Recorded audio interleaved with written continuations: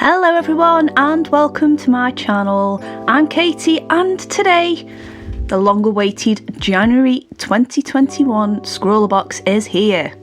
Boy am I ready for this box as well. The featured artist this month is scrawlrbox's founder Chris Lambert, and it is a very swirly, Zentangle-y kind of design and I like it.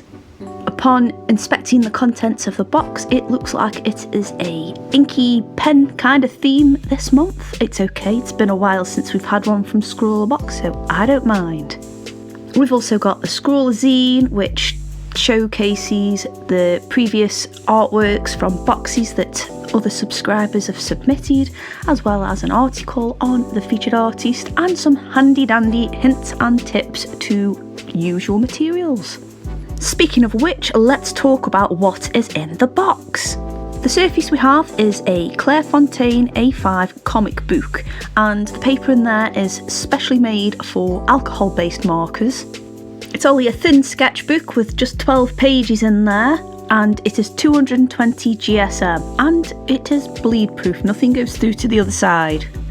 We also have a scrawlrbox special edition Blackwing Pencil, and that is in 2B. A Kuretake Millennium 03 Black Fine Liner, which is meant to be waterproof and alcohol marker proof, and I'm pleased to say that it is. And finally, we have 3 Tombow Abt Pro Markers. The 3 colours are P528, which is the blue, a P312, which is the greeny colour, and a PN75, which is the grey. And this month's Scrawler Challenge is Paisley Patterns. I'm actually quite glad it's something which is on the doodly side at the moment. I've got a video scheduled to come out this week and I'll kind of go into talking about my artist block. But for now, having a nice doodle from scrawlrbox is very nice, especially as I can contain it into a nice paisley shape. I thought I would start this off by making some Paisley Fish and just use different line making and different mark making to create all of the different patterns inside.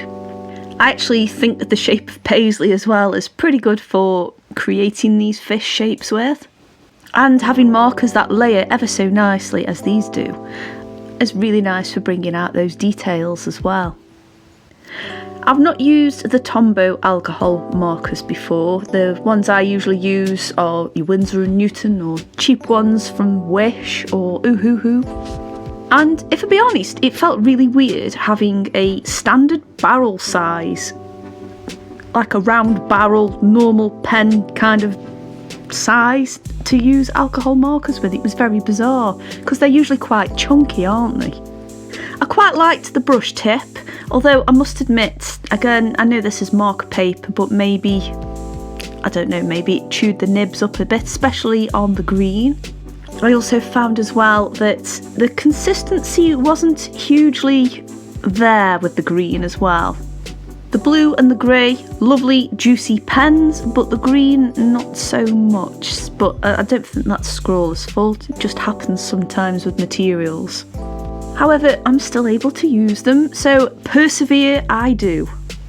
I added some additional paisley-like shapes around the fish to emphasise the fins and the tails, and I used that grey pen to add a bit of a shape in the background.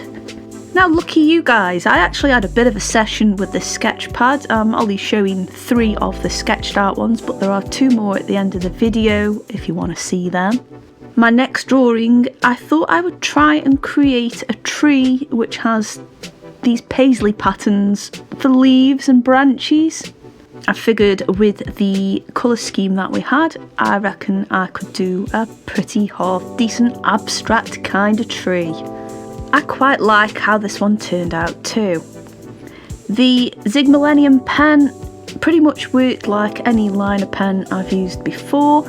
However, again, I did notice that it wasn't quite as consistent, and again, maybe I was just a little unlucky with that, and I'm being nitpicky here, but if I could perhaps make an improvement would be to have a thicker pen.